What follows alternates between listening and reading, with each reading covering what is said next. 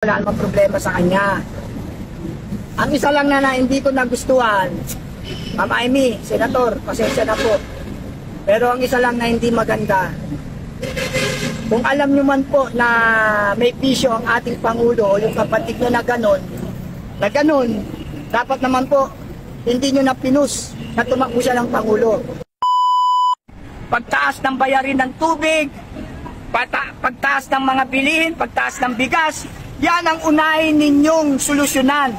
Gawan nyo ng solusyon kung paano mapapagaang ang buhay ng mga mahihirap na mamamayang Pilipino.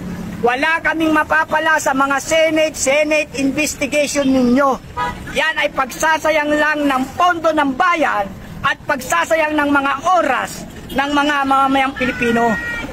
Sana tugunan nyo at tunay na suliranin ng bansang Pilipinas.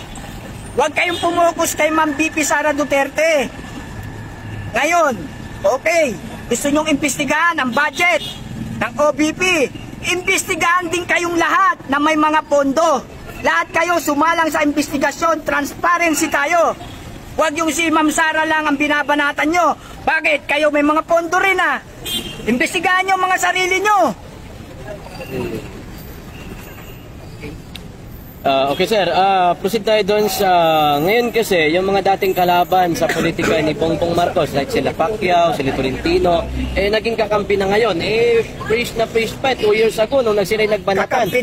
Ni Bongbong Marcos na ngayon, di ba si Pacquiao inendorso na ni Bongbong Marcos bilang senador this coming election 2025. Ano pong nakikita mo dito? Ang nakikita ko dyan, mga mangga. Mga mangga sila, mga manggagamit. Iipin nyo. Kasi talaga namang yamado ka kapag nasa administrasyon ka. Yamado ka dahil meron niyang political mechanism. Nasa kanila ang posisyon. Nasa kanila ang power. Nasa kanila ang pera. Nasa kanila ang pondo. Kaya nasa administrasyon sila ngayon.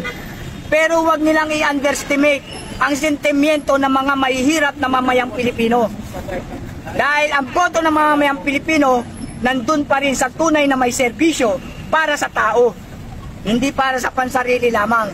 Kaya yung mga yan, nasa administrasyon ngayon, dahil iniisip nila, lamang na lamang sila, nasa administrasyon eh. Siyempre, nasa kanila ang power. Oh, nasa kanila ang koneksyon. Nasa kanila ang pondo. Magagawa nila lahat ng gusto nila na mobilization ng mga pangangampanya dahil nasa administrasyon sila.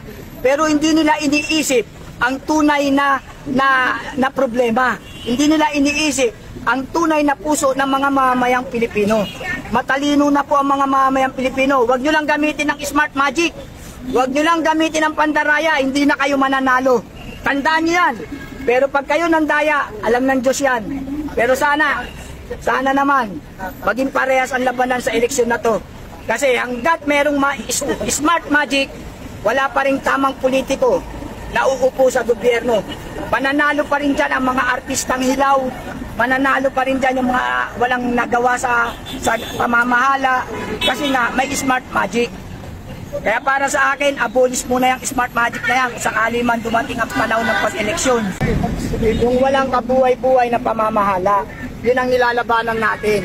Nilalabanan natin dito yung kahirapan. Yung pagbabago sana na hinahangad nating lahat. Yun ang nilalabanan natin. Wala akong personal na galit dyan sa Pangulong BBM na yan. Kaya lang, hindi niya tinutupad ang pangako niya, hindi niya ginaganap yung mandato niya, talagang magre-react tayo dahil para tayo sa pagbabago at para tayo sa mamamayan at sa bansa natin. Yun ang hinihingi ng mga mamamayan. Ang pagbabago ng antas ng ating mga pamumuhay. Yung magandang pamamahala, hindi yung pangungurakot ang inuuna. Ngayon, puro sila nakapokus sa budget eh. Isa pa nga yan eh, may suggestion nga ako dyan sa budget na yan eh. Dapat personal kung sasabihin, akin sana yun eh. Yung kaso sasabihin ko na ngayon tungkol dyan sa budget. Proposal ko lang para sa budget. Lahat ng mga departamento na yan, mga senator na yan, mga congressman na yan, kung bibigyan man ng budget yan, dapat bago magbigay ng budget, yung meron ng project. Nakuha nyo? Ibig ko sabihin, kapag meron kang project, doon pa lang magkakaroon ng budget. Ang ngayon kasing sistema natin, binibigyan na kagad sila ng mga budget even without proposal of budget, project.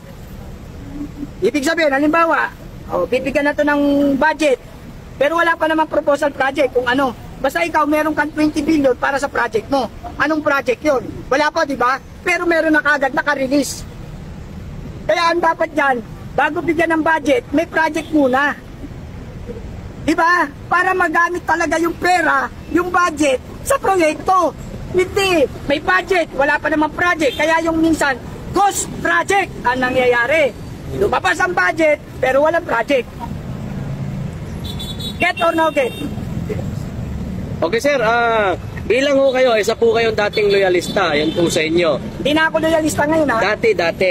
Okay, ano yung opinion niyo po patungkol po kay Amy Marcos? Nasasabi niya, kaibigan niya yung mga Duterte, what is your opinion? Or yung inyong pahayag about dyan? Si Ma'am Amy, okay naman sana si Ma'am Amy, wala namang problema sa kanya. Ang isa lang na hindi ko nagustuhan, Ma'am Amy, Senator, pasensya na po. Pero ang isa lang na hindi maganda, kung alam nyo man po na may pisyo ang ating Pangulo o yung kapatid nyo na ganon, dapat naman po, hindi nyo na pinus na tumakbo siya ng Pangulo. Nakita nyo resulta, nagkakagulo-gulo tayo ngayon. Ay lagi yan, sa kapakanan ng bayan at pamayan. Hindi po nakasalalay yan sa kinang ng pera.